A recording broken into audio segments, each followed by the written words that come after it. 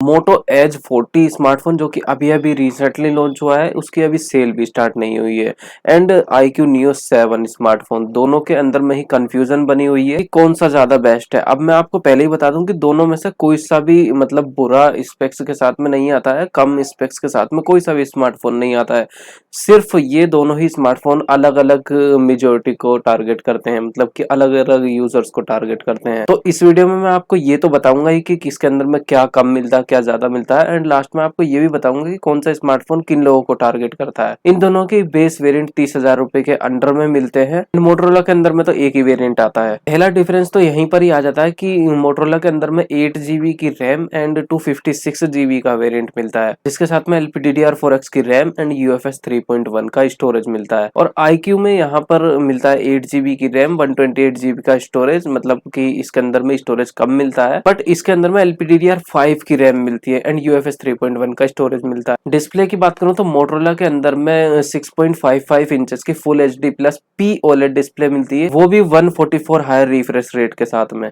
अब इस स्मार्टफोन की मेन हाईलाइट में से एक चीज ये है कि ये स्मार्टफोन कर्व डिस्प्ले के साथ में आता है। और वहीं iQOO Neo 7 की बात करूं तो ये 6.78 इंचेस की बड़ी डिस्प्ले के साथ में आता है, जो कि एक फ्लैट डिस्प्ले है एंड 120 हर्ट्ज के रिफ्रेश रेट के साथ में एमोलेड डिस्प्ले है। तो इसमें तो कोई भी शक नहीं है कि मोटरोला के अंदर में आपको डिस्प्ले ज्यादा प्रीमियमनेस भी देगी एंड कॉम्पैक्ट साइज की डिस्प्ले है इसके अंदर में। जिन भी लोगों को कॉम्पैक्ट साइज की डिस्प्ले चाहिए एंड प्रीमियमनेस में कमी नहीं चाहिए बिल्कुल भी, वो मोटरोला की तरफ ही देखें। एंड जिनको बड़ी डिस्प्ले चाहिए, गेमिंग वगैरह करनी है, वो iQOO की तरफ देख सकते हैं। अब अगर प्रोसेसर की बात करूं तो मोटरोला के अंदर में मिलता है MediaTek Dimensity 8020 processor and iQOO में मिलता है MediaTek Dimensity 8200, जिसका कोई मुकाबला नहीं है 8020 प्रोसेसर के साथ में। ये तो बिल्कुल ही मानना पड़ेगा। यहाँ पर क्लियर विनर हो जाता है iQOO Neo 7 स्मार्टफोन एंड इसके अंदर में LPDDR5 की रैम भी मिलती है इस वजह से भी। अब अगर बैटरी में आ जाऊं तो 4400 mAh की बैटरी मिलती है मोटरोला के अंदर में एंड 68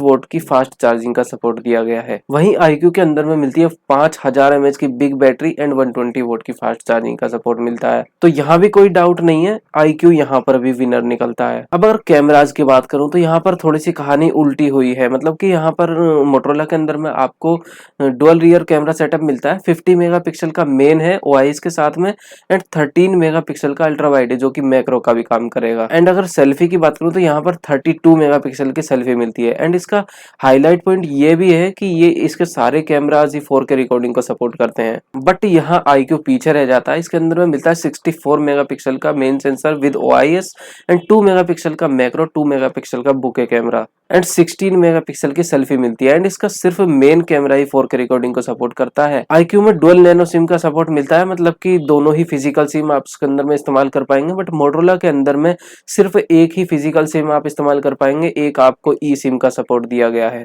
मोटरोला के अंदर में 14 5G के बैंड्स आते हैं एंड iQOO के अंदर में 8 5G के बैंड्स आते हैं। एंड्रॉइड 13 पर दोनों ही स्मार्टफोन्स आते हैं, बट iQOO के अंदर में आपको जल्दी अपडेट्स मिल जाएंगे, मतलब टाइम टू टाइम अपडेट्स मिलते रहेंगे।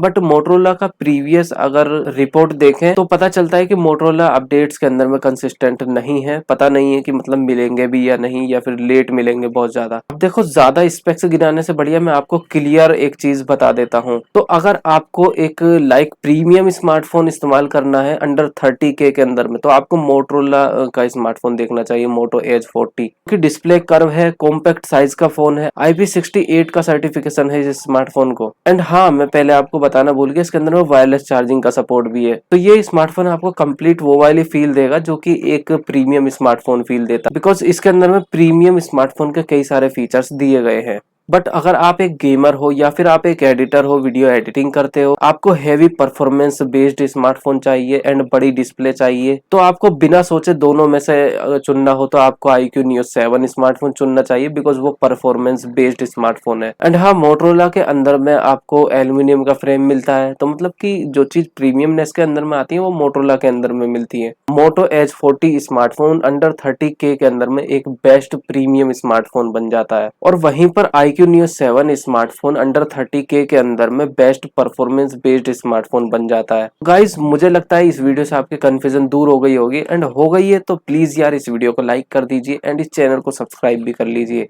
एंड ये वीडियो शेयर भी कीजिए, ताकि ज्यादा से ज्यादा लोगों की मदद हो सके। मैं मिलता हूँ आपसे नेक्स्ट वीडियो में, तब तक के लिए गुड बाय।